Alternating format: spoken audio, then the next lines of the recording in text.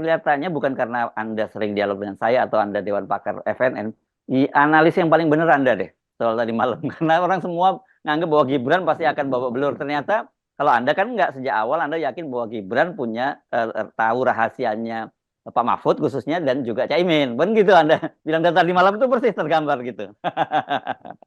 Iya, itu yang saya bayangkan di kepala sebetulnya, walaupun saya nggak pernah ucapin, tapi saya mau ucapin sekarang, yaitu bahwa ini ada dua kusir dokarnya istana mau ngelawan Pangeran Bocil, kan nggak bisa tuh. Jadi secara mental, ini sorry ya kita maksudnya seperti itu. Secara mental, Cak Imin dan Pak Mahfud nggak mungkin menyampaikan satu pikiran yang sifatnya kritik habis-habisan pada Presiden Jokowi. Karena yang depan dia itu anak raja, kira-kira itu kan. Itu juga yang mesti kita kritik, bahwa feodalisme itu masih ada di Indonesia tuh. Cak Imin kita sebetulnya segila-gilanya dia tetap dia lihat, oh si Gibran anak Pak Jokowi yang seringkali bertemu, mungkin kalau dia lagi panggil Jokowi, Mahfud juga begitu tuh. Jadi overall secara estetik itu nggak terlihat kesetaraan di dalam postur. Tetap Gibran juga menganggap bahwa ya ini dua orang ini kan pembantu babe gue, itu gue tahu lah kira-kira. Jadi itu yang saya sebut dari awal di FNN yang kita bahas. Psikologi itu menentukan penampilan pertama. Kalau orang itu feodal, dia akan merasa kayak nggak mampu saya mengucapkan pikiran secara jujur. Maka dipoleslah dengan basa-basi segala macam. Caimin juga begitu kan, basa-basi. Mahfud juga begitu. Berupaya untuk terlihat kritis, tapi dia tahu bahwa Gibran menyimpan rahasia. Jadi dari awal sebetulnya Gibran atau timnya Gibran sudah mendengarkan FNN. Sayangnya Pak Mahfud ketika ditanya oleh wartawan kan dia saya nggak pernah dengar Rocky. Ya, itu salahnya Pak Mahfud. Itulah itu, Mahfud tetap teman saya, Caimin teman saya. Tetapi kita mau terangkan bahwa ini penampilan publik dua orang yang harusnya membantu Ganjar dan membantu Anies kan. Kan itu intinya kan, ini kan satu pasangan tuh. Yang paling utama sebetulnya adalah saudara Gibran, walaupun kita tahu dia berupaya untuk menghafal karena terlihat pada gesturnya. Tetapi kan publik hanya melihat kalaupun dia menghafal, itu harusnya bisa ditebak lebih cepat oleh Mahfud maupun oleh Caimin. Jadi seolah-olah nggak ada persiapan di timnya Caimin maupun Pak Mahfud untuk mengantisipasi kira-kira kalau Gibran bicara tentang data, gampang nggak dipatahin kan? Kira-kira kalau Gibran bicara tentang teori pajak itu mudah nggak diakali kan? Kan itu mestinya kan? Kan mengintip kelemahan itu sebetulnya yang mesti disiapkan oleh tim apa namanya nih, coachnya masing-masing kan. Jadi secara penampilan ya tetap Gibran ada di yang menguasai panggung itu. Lepas dari datanya dia hafal, lepas dari kemampuan dia untuk menghubungkan satu logika teks rasio misalnya dengan kecepatan pertumbuhan. Mahfud membantah itu juga dengan cara yang terlalu teknis. Padahal sebetulnya dengan mudah kita terangkan bahwa iya, kalau teks rasionya diperluas itu, toh yang bayar pajak kemarin kata Sri Mulyani 1.800 triliun itu kan cuma 4 orang. Jadi bagaimana memperluas teks rasio? Ya bikin perusahaan orang-orang itu juga yang bakal diperluas kan. Jadi logika-logika itu yang sederhana sebetulnya kan. Kan dalil ekonomi itu sederhana semua, sisanya adalah logika tuh. Jadi kelihatannya itu. Jadi tetap kita mau tegur sebetulnya dua cawapres ini, Caimin maupun Mahfud, supaya lepaskan feodalisme itu. Begitu masuk panggung debat, anggap aja Gibran itu memang orang yang ingin dia lawan. Kan debat itu artinya melawan, bukan mangut-mangut atau berupaya untuk cari istilah-istilah yang tidak terlalu menyinggung Pak Jokowi. Nah, saya bayangkan misalnya Caimin maupun Pak Mahfud tahu bahwa Pak Jokowi lagi menonton perdebatan itu tuh, dan mungkin pakai ulah kita masih ada di kabinet kok. Ya itu pentingnya. Kesimpulan saya, keluar dari kabinet Caimin maupun Pak Mahfud supaya putaran kedua nggak ada beban mental lagi. Iya kan kelihatan sekali sih memang itu ya bebannya, dan mereka baru terkejut ternyata malah ketika Gibran yang berofensif gitu kan, baru belakangan mereka menyadari itu. Dan Caimin coba waktu dia menanyakan soal, maksudnya kan kita tahu bahwa Gibran itu sebagai wali kota ya nggak berhasil, wong yang dia semua proyek-proyek vital nasional digelontorkan ke sana, dan waktu itu ada catatan kalau tidak salah dalam 2 tahun itu saja sudah berapa 25 menteri yang berkunjung ke sana. Dari situ aja kan sebenarnya langsung lugas, tapi Caimin kan muter nanya dan sebagainya gitu. Jadi memang kita lihat tadi malam itu pakai ewonya itu kelihatan banget begitu. Dan saya tahu persis itu, dan dengan mudah kita analisis model jawaban Gibran itu pasti disiapkan oleh timnya, karena timnya pasti menghitung ini akan disiniskan Anda tuh, jadi caranya menjawab begini. Nah, Caimin mestinya antisipasi itu, dalam putaran berikutnya dia mesti terangkan bahwa yang dia maksud itu bukan sukses Gibran, tetapi sukses dari orang di belakang Gibran. Siapa itu kira-kira? Nah, itu pertanyaan-pertanyaan retorik itu kan enak tuh kan. Bagaimana Pak Jokowi setiap malam bertemu Anda sehingga besok paginya ada 3-4 menteri berkunjung ke tempat Anda misalnya. Kan itu gampangnya begitu. Jadi hal yang spontan untuk menerangkan bahwa Gibran sukses karena makan malam dengan para menteri di depan Jokowi, sehingga menteri itu pagi-pagi udah temenin Gibran jalan pagi di Solo. Kan itu semua orang tahu itu kan. Jadi cara-cara itu yang membuat orang akan melihat bahwa oke, sikap Caimin sebetulnya dia tahu tetapi dia tahan karena tadi pakai Iya, iya. Dan kalau kemudian kelihatan Gibran menonjol, sebenarnya bukan Gibran yang menonjol, karena dia selama ini kan dipersepsikan dia under di bawah itu, yang sementara Caimin dan Pak Mahfud superior. Tapi yang terjadi justru Caimin dan ini dan Pak Mahfud yang turunkan. Jadi kelihatan jadi simbang, dan itu terlihat kemudian dari jajak pendapat juga yang dilakukan oleh Litbang Kompas kan, overall rata-rata sebenarnya suaranya rata-rata poinnya 7, nggak lebih dari 7. Tapi kalau sama-sama 7 antara Gibran, Caimin dan Pak Mahfud, ya Gibran yang menang dong jadinya gitu ya. Kan semuanya kasih devaluasi pada Gibran, dia nggak mampu segala macam tuh. Ternyata imbang itu, apalagi kalau dianggap Gibran menang itu jauh sekali kan. Jadi antara plus dan minus 2 itu jauh sekali kan. Plus 1 dan minus 2 itu cuma beda 1, enggak, itu beda plus dan minus. Itu soalnya tuh. Jadi kelihatannya Pak Mahfud mesti lebih sering mendengarkan nasihat kami dari FNN ya.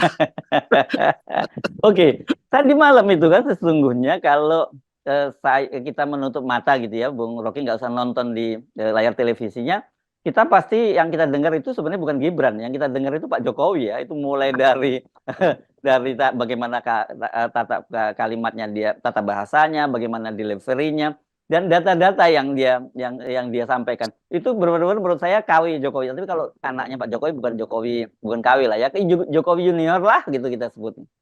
Itu kan pintu yang bagus, apalagi buat Pak Mahfud. Mahfud bisa katakan, oh ya, yang Mas Gibran terangkan itu juga yang saya dengar dari bapakmu setiap sidang kabinet. Lalu apa bedanya kamu dengan bapakmu? Kan itu enaknya begitu kan. Walaupun Gibran juga akan jawab ya, kan saya hanya meneruskan tuh. Oh, jadi Anda penerus dari generasi bapakmu.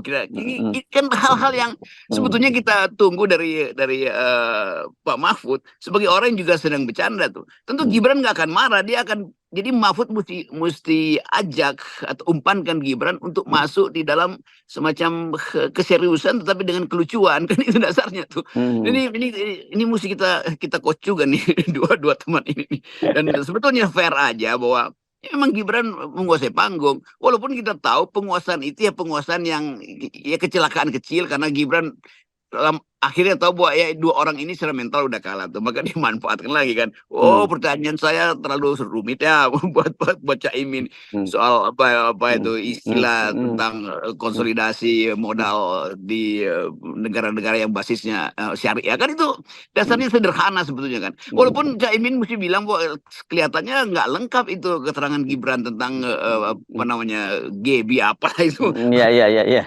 Jadi hal-hal yang bikin panik duluan tuh, seolah-olah istilah itu istilah keren, itu sudah standar aja kan. Tinggal di Google aja sebetulnya. Mestinya Caimin bilang, bentar ya Mas Gibran, saya Google ya, karena saya tahu Anda juga Google tadi kok. Kira-kira begitu. Oke. Tapi sekali ini ya kita mesti, saya tadi malam ini saya mau curhat saja sedikit Bung Rocky ya. Di tengah-tengah menyaksikan itu, kita jeda berbincang gitu, saya lagi mikir, apa yang salah pada saya atau pada bangsa ini? Kenapa kita mesti nonton perdebatan figur seperti ini, dan kemudian dan kita mesti mengomentarinya? Menurut saya kita juga mengalami downgrade gitu, karena harus mengomentari penampilan orang seperti Gibran seperti itu kan. Harusnya kan orang seperti ini nggak perlu kita komentari kan gitu ya. Tapi apa boleh buat, dia calon wakil presiden. It is the only game in town kan. Memang cuma itu mainannya. Kalau ada mainan lain mah kita pindah channel yang lain kan. Tapi kelihatannya memang ya betul, itu pendangkalan pada bangsa ini. Kita mesti komentari hal yang sebetulnya kita udah tahu dia ngapain sih. Tetapi kan publik juga nggak ada lagi semacam gairah untuk menonton perdebatan karena BEM UI, BEM UGM, BEM Solo udah mendahului ketepatan untuk mengaktifkan pikiran. Kan bagi anak-anak BEM ini ngapain nih 3 orang di situ berdebat? Mending datang ke BEM sehingga dikuras habis-habisan isi kepalanya kan.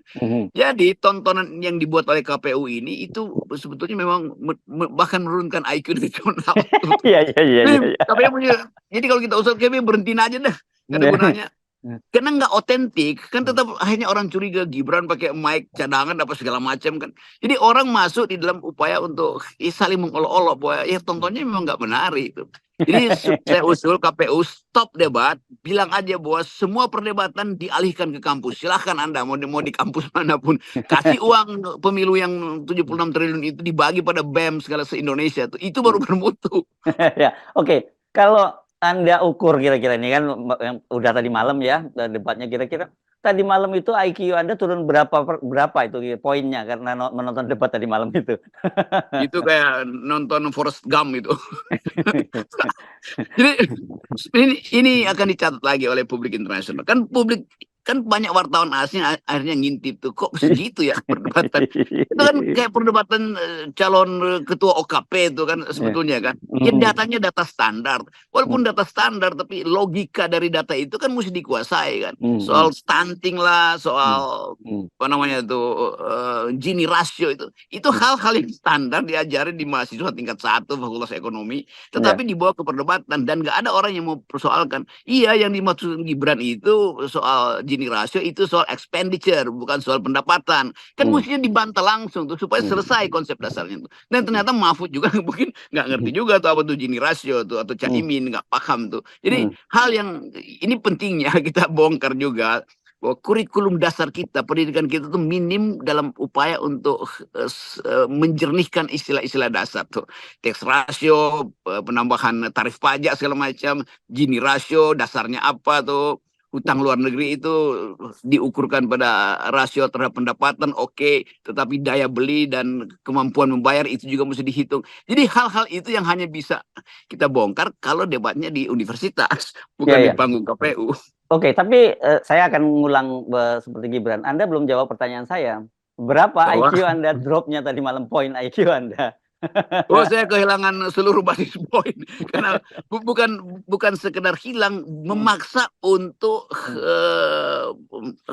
mengomentari Forrest Gump itu. Forrest Gump itu film tentang orang yang ya ada bodoh-bodoh amat, tetapi ya ada pinter-pinter dikit, kira-kira begitu kan. Jadi kita kehilangan IQ nasional yang udah tinggal 78, mungkin tadi malam tinggal 60 tuh. Dan Oke, Forrest Gump tapi itu menghasilkan best actor buat Tom Hanks bagaimana? Dianya IQ-nya tinggi, cuma memerankan orang seperti itu. Tapi kalau tadi malam saya kira mungkin bukan hanya kita ya, ketika jeda itu ngambil jarak gitu dari hiruk pikuk perdebatan tadi malam, bilang ini sedang apa ini sebenarnya kita ini, dan sedang apa bangsa kita ini gitu. Kan kalau misalnya Gibran itu secara konsisten bicara bahwa oke, basis kami adalah betul perluasan jumlah pembayar pajak, oke. Karena itu tarifnya mungkin kita rendahkan sedikit tuh, karena setelah ada perluasan kan lebih banyak, ngapain taruh tarif tuh. Jadi logikanya ada kan. Jadi enak kita ulas. Tapi kita juga mau mengulas seseorang yang juga nggak paham kan. Itu kan keselnya di situ kan. Udah Gibran tidak paham secara konseptual, yang membantah dia juga lebih nggak paham lagi. Dan kita mesti ulas supaya semua orang paham bahwa mereka nggak paham. Oke, hanya kita bisa melihat dari sisi lucunya ya, Bung Rocky. Rocky Gerung seorang kritikus yang juga merupakan dosen di salah satu universitas ternama di Indonesia, memang menjadi salah satu tokoh yang cukup nyentrik di kalangan politik. Memasuki tahun politik atau kampanye ini memang masyarakat Indonesia kerap kali membicarakan ketiga kandidat presiden tak terkecuali Rocky Gerung. Seperti diketahui, kandidat capres yakni dengan nomor urut 1 dipegang oleh pasangan Anies Baswedan, kemudian nomor urut 2 pasangan Prabowo Subianto, dan nomor urut terakhir yaitu Ganjar Pranowo. Ketiga capres ini tidak luput dari komentar pedas Rocky Gerung. Tidak hanya capres, nyatanya ketiga cawapres juga turut mendapat komentar pedas dari Rocky Gerung. Pada Jumat, 22 Desember 2023, Rocky Gerung komentari debat cawapres yang beberapa menit lagi akan berlangsung. Menurutnya debat cawapres kali ini tidak lebih ia umpamakan sebagai pertarungan dua tokoh yang diasuh oleh orang yang sama yakni Jokowi. Bagaimana tidak pasalnya Gibran dan Mahfud MD diketahui merupakan dua tokoh yang terikat dengan Presiden Jokowi. Pak Mahfud dia mesti membela sistem yang dia sendiri sekarang masih ada di situ, nah itu rumitnya. Jadi ini sebetulnya pertarungan antara dua tokoh yang tentunya diasuh bersama oleh Jokowi, ungkapnya. Rocky Gerung kembali menjelaskan bahwa diasuhnya kedua tokoh tersebut dikarenakan Gibran merupakan anak dari Jokowi yang pastinya diasuh secara keluarga sedangkan Mahfud MD diminta untuk menghasilkan keamanan ketertiban. Gibran diasuh secara keluarga, sedangkan Mahfud diminta untuk menghasilkan keamanan ketertiban untuk pertumbuhan ekonomi, sambungnya. Melihat posisi kedua tokoh cawapres ini Rocky Gerung juga menyoroti posisi Mahfud yang akan cukup rumit. Hal tersebut dikarenakan menurut Rocky Gerung ketika sampai pada pertanyaan terkait pembangunan ekonomi hal itu akan menyulitkan Mahfud MD sendiri. Kalau misal orang bertanya ke Mahfud rencana ekonomi mau apa, kalau dia bilang kita akan mengubah hal-hal yang tidak baik di masa Jokowi lalu orang akan tuntut mana yang tidak baik. Dia kan mesti sebutin pada saat dia bilang ini tidak baik IKN pada saat itu dia dipecat oleh Jokowi. Pungkasnya, hal itu didasari karena posisi Mahfud MD sendiri saat ini merupakan Menkumham, Menteri Hukum dan HAM.